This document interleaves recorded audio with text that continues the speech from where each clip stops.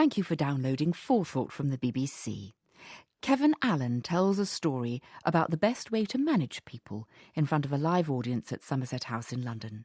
The presenter is David Baddiel. Welcome to Somerset House and to 4thought, a series of talks about ideas and personal experience. Tonight's speaker, Kevin Allen, was for years a high-flying American ad man in true Mad Men style. He then took his selling skills into politics on the campaign team, which helped re-elect Rudy Giuliani as mayor of New York. And his book, The Hidden Agenda, became a Wall Street Journal bestseller. He's been based in the UK for the last 15 years as founder and chairman of a business development company, Recap.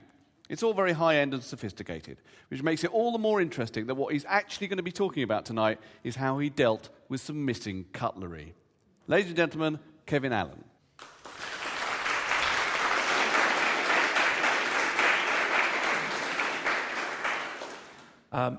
I'm going to tell you a story. And while most stories begin with once upon a time or in a land far, far away, mine begins with there was once a lanky and painfully timid 21-year-old. And this story has a lesson. It's a lesson in life as well as in the corridors of corporate commerce. It's a tale drawn not from the eagle's nest of executive suites, but from the exploits, or well, the bumblings of a newly minted assistant manager at an airline catering facility at JFK Airport in New York City. And that kid was me. Now, I know the moral of the story usually comes at the end. You know, the hero's journey is complete. But I will tell you what this young kid could never have imagined, that people would energetically follow him, not from the steely head of command, but through being his own true self and through simple human generosity of spirit. And it stayed with me for the last 35 years. Now, I graduated from college having been a loyal floor mopper at Marriott's catering unit. Yes, it's true, there was a training course. It's figure eights, you know? And as a good floor mopper, one of my bosses was observing me, and he said, "You know, son, I've been looking at you. You have promise." But I was promoted to a brand new assistant manager. I held forth in a facility that produced up to 5,000 airline meals a day. Now, this wasn't the peanut packet per person airline service of today. Most flights, even short hops, served a tray per passenger with some kind of hot meal. And all with proper gleaming cutlery. Maybe they have smoking sections in these planes as well. Well, there I stood in my newly minted starched lab coat with sleeves much too long, standing before my new boss. And he said, "Well, kid, welcome to the club. You are now dinner conversation." Dinner conversation. I couldn't get my mind off this concept that people would be speaking about me that evening. What would they say over their dinner? How should I behave? What should I say to them? How would I get them to do as I asked? They all had far more experience in doing their jobs. The large majority were much older than me, and some even old enough to be my parents.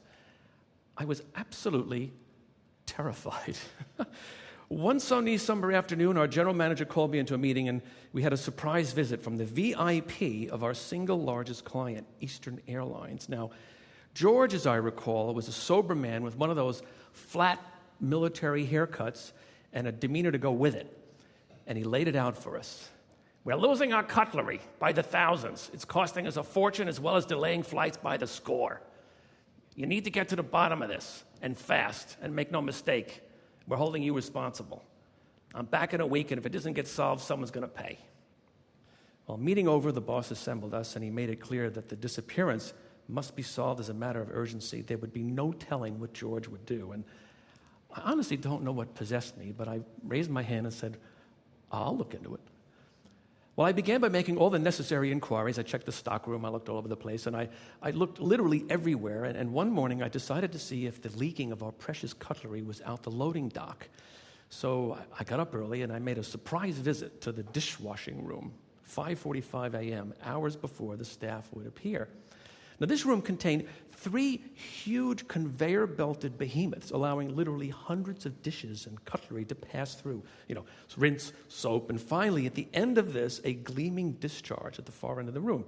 And the dish room staff, they worked nights so that all of the dishes and cutlery would be clean, dried, and neatly stacked for the next day's production. So, well, anyway, high and low I looked, and then for some reason, I passed by the trash compactor at the end of the loading dock, and I looked down, and there I saw, amidst the rubbish of the day's flights, gleaming Eastern Airlines cutlery. It was being thrown away. I turned to a knot of the dishroom staff and I gasped, "For God's sakes, it's in the compactor. What are you people doing?"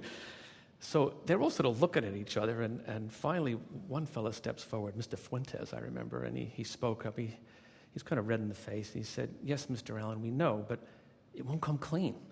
No matter what we do, half of it has these black stains. We run through it again and again, but the stains on half of them won't go away. And Mr. George from Eastern Airlines made it clear we'd have our heads if the cutlery wasn't spotless at the end of the shift. We didn't know what to do, and we thought we'd all be in for it." So here these people were, faced with a dilemma. They assumed that they faced consequences to their very livelihood if they produced dirty cutlery. Yet the system they were working in would not cooperate. Expectations were clear, and left with this dilemma, logic prevailed. Arrive at a batch of cutlery, spotless, one way or the other, so the cutlery got ditched. And then, of course, this one young lady looks at me and she says, "Will you tell?" And I looked across at their faces and looking with anticipation of what I would say and do next, and surely ditching the cutlery was grounds for dismissal. Clearly. Well, looking at her eyes, I replied, "No, this stays with us for now, but for goodness sake, stop throwing it out, will you? And let's get to the bottom of this." And among these intrepid people was a woman named Jodelle. She was the supervisor, and she was old enough to be my grandmother. And it was abundantly clear to everyone, even the toughest mugs in the place, that this was one lady to be respected. And she took me aside, and she had this wonderful southern accent. And she said, "Now, Kevin, don't take me wrong, but you and I both know you don't know what you're doing. But folks here believe in you. It's because you're a good soul, and you've shown you care about them. Just tell them you're on their side. Tell them you know they can solve it, and keep giving them your encouragement. And whatever you do, don't meddle. You'll mess it up for sure."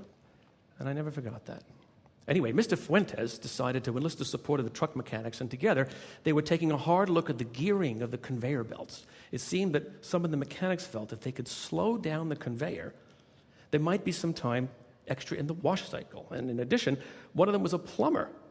And he thought looking at the apertures, I don't know what aperture was, but looking at apertures could make the chemicals feed into the hot water mix. More soap, slower conveyor, all pretty promising stuff.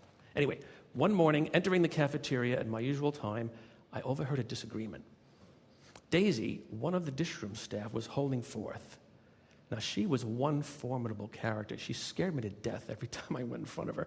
And I could overhear her saying, "It'll never work. Let the big shots figure it out. Why should we care? We'll get blamed one way or the other anyway, blah, blah, blah." For Daisy, the glass was perennially half empty. And for the first time, I learned and saw up close what negativity could do to an organization and a group of people. Well, anyway, after a week of this, I decided it was time, and I got up my courage, and I pulled her aside and said, "Daisy, my mom used to say that if you don't have anything nice to say, don't say it. These people will listen to you. And it's your choice, for good or for bad. It's really, Daisy, for you to decide." Anyway, I walked off. I thought she was going to murder me, but I walked off unscathed, thinking that she would hopefully think about Mom's good wisdom. Anyway, then the day came, and the retooling work that our borrowed friends from the truck maintenance group was finished, and the dishroom employees began their task. Rack after rack of cutlery was placed into the awaiting machine, while the rest of us clustered at the far end of the 40-foot behemoth, waiting with anticipation for the gleaming cutlery to emerge. And then the steam cleared, and the cutlery was still stained. And we were crushed. Now what? At the conclusion of the gathering, which coincided with the end of the shift, Sal, a huge barrel-chested Brooklynite, slapped me on the back, nearly knocking me down, and said, "Don't worry, Mr. Delightful, we'll figure it out." I said, "Mr. what?" It slipped in the most affectionate of ways, but it was now clear to me that I was known amongst them as Mr. Delightful. I deduced it came from one of my many eccentricities, which I have many, many, many indeed, including an excessive use of flowery, kind of excessive language. You can imagine after these Brooklynites hearing a significant number of delightfuls and splendids that the name stuck, but good. At first, I was a bit taken aback, but then I realized that they were not just with me, but I was being made buoyant. I was being floated literally because they believed that I deserved it. So while I huddled with this team looking over the disappointing result, and while Sal was explaining the nuances of gears and how other ideas might do the trick, the discussions were halted by two words from the most unlikely source: baking soda. We all turned and looked. My mother used to say that baking soda would take the paint off a Chevrolet. I tried it, and sure enough, I got a whooping from my grandmother to show for it. So said Daisy. Now, we all, of course, laughed a good deal at her misfortune, but for me, I was taken aback by only a few short days ago. Daisy had nothing constructive whatever to say, and now I could see that she had joined the team. At that moment, the table literally scattered, some running for truck maintenance unit, others following Daisy like chicks as she marched headlong into the supply stores, and Jodelle and I lingered in the cafeteria, and she looked at me with a little smirk over the whirlwind that we had inspired. And later on, as Jodelle and I entered the dish room, the floor was strewn with dozens of these huge plastic bins heaped with cutlery over which Daisy's baking soda brew had been poured. And at her instruction, we let it soak overnight, and the next day we assembled at the mouth of the dish machine. Daisy with hands on hips, and Mr. Fuentes and Sal at the other end, and we looked at each other, and Jodelle said casually, "Well, here goes nothing." And in an instant, a frenzy to load up the conveyor with our hopeful passengers, and then the wait. The conveyor turned at a snail's pace, and a shower of water, and then detergent, and then the steam, and then the wrench, and then piercing the steam and noise we hear, "Hey, Mr. Delightful, forget about it. Who's better than we are?" All right? They were sparkling. The team let out a roar, and Daisy hoisted me, taking my breath away, spinning me clear around. I'll never forget it. And the Jodelle shaking her head from side to side with a glow like I never saw before. And, you know, I've been at the center of many things in my career. I'm a really lucky guy. And victories, corporate leaps, business achievements, elections, you name it. But I'll tell you what, I have never seen, and I don't think maybe I'll ever will, what it looked like for those people to see and feel their moment of triumph. And no one deserved it more than they did. Standing near me as the conveyor discharged, one gleaming row of cutlery, one after the other, Jodelle whispered, "I told you they'd help you." And then with an extra little needle, "Mr. Delightful." So it's now 37 years later, crisscrossing the globe as a corporate leader, I've learned one very important thing I never, ever forgot, and that's a dinner conversation. And these conversations can go a couple of ways. At tables across the globe, people can be grousing, "Do you know what he said to us today?" Or, conversely, with excitement in their voice, they could be saying, "Guess what we did today? Guess what he said to us?" The difference lies in reaching your people on purely an authentic emotional level. As a leader, you do not preside or command. You float buoyant because the people you lead believe you should. They reward your generosity, your belief in them, and your ability to galvanize a common purpose with their belief in you. And they do so when they see there's not a moment to lose, that there's a sense of urgency, that there's much at stake, and more importantly, that they feel that they have a stake in making it happen. Now, for decades, organizations were post-war military-industrial organizations and structures and practices. And by contrast, 21st century organizations succeed when they place a premium on emotionally intelligent leadership. And it's been proven by a mile in all categories, whether it's sales, leadership, you name it, it drives corporate success. Decisiveness is a requisite. So it doesn't mean this is kumbaya, but it is not what inspires people to make you float. They see through your empathy that you place them on as high a priority plane as yourself, and that you've created a culture and a climate where they can flourish. At the end of the day, I think that leadership is an act of human empathy and generosity of spirit. And when people learn that you understand their hopes and their desires, and you make clear your connection to them and give them the confidence that you believe as a community they can get there, they will follow you anywhere. So says Mr. Delightful. Thank you.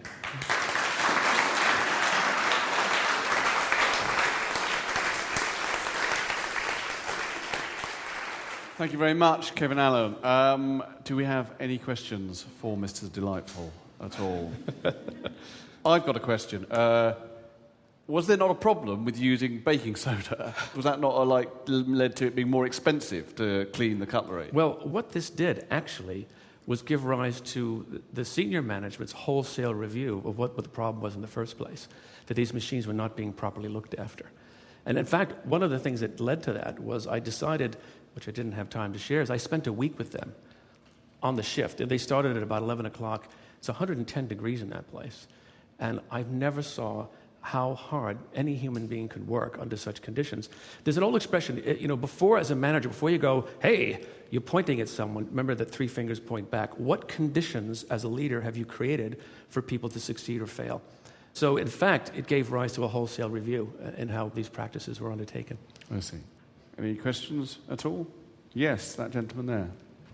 Why do you think it is that despite all the evidence of the importance of emotional intelligence and how it can drive corporate performance, that the inhumanity of the corporate environment still persists generally? I think there's two reasons for that. I think that these supply economy organizations were created and sustained over decades, and they were largely distribution-based constructs. You know, the Organization Man book that was written in 1951 was a Bible for how hierarchical organizations have to behave, including the only thing you can say in return is, yes, sir. By the way, emphasis on the sir, dare I say. And while we've moved into a demand consumer-led economy where organizations must be more community-led, the fact is their infrastructures have not changed a great deal. I also think there are still some corporate idioms, people that are held up as the tough guy. And these are still idioms that I think exist worldwide. For me, as a kid coming up, it was terrifying for me. I was none of those things.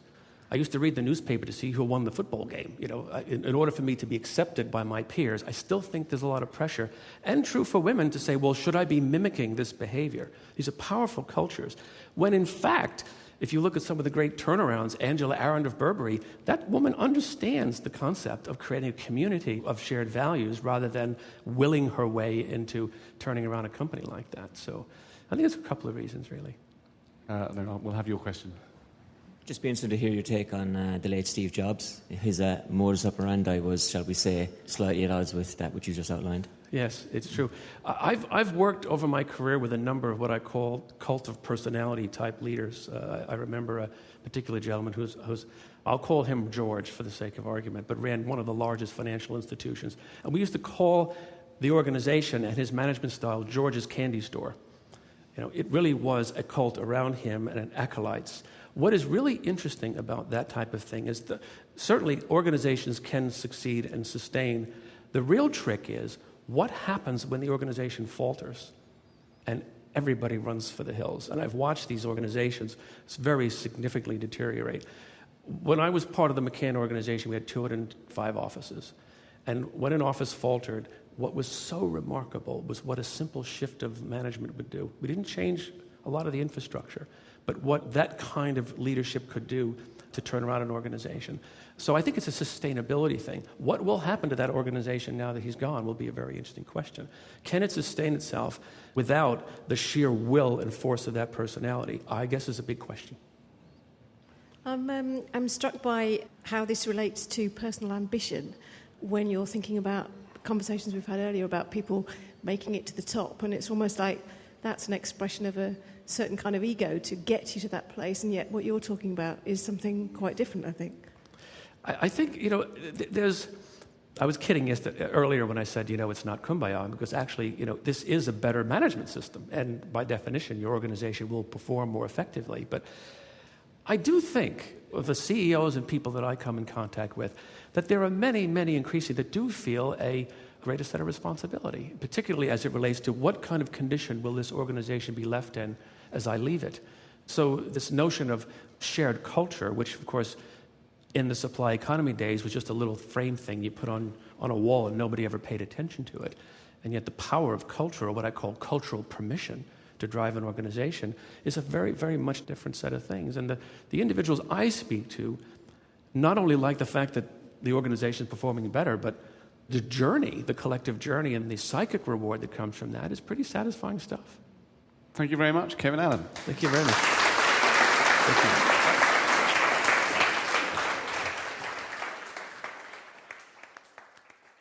The speaker in 4thought was Kevin Allen.